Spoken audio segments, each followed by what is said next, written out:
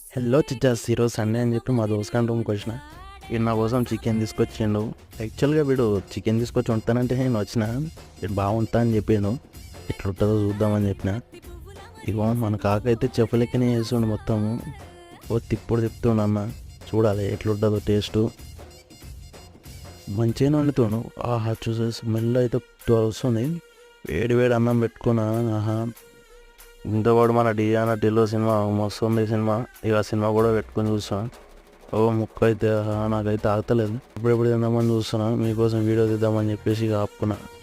కరెక్ట్గా నేను మొత్తం నోట్లో పెట్టుకుంటున్నప్పుడే డిజిటల్ అన్న సింక్లో డైలాగ్ కొట్టిండు.